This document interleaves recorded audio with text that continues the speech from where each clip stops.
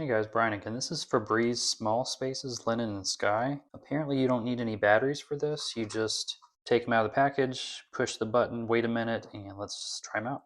Okay, it says firmly push this button on the back. Let's see. Okay, I felt like I did that. It's staying in, so that's good. So let's go ahead and, it says wait 1 minute. So it's saying the liquid level will gradually drop here. So I'm guessing the liquid's soaking up into this little pad in the back. As the liquid is dropping here, I can notice the smell coming out here. It's like a linen type smell. Okay, I can definitely smell it now. Let me look at the back here. So when I pushed that, it punctured something, so I guess it is absorbing it into this little pad back here. But yeah, it smells pretty good. I mean, it smells like linen. And I guess you can put these, it says it's for small spaces. I would imagine you could put them like in a bathroom or closet or wherever you want to put them there.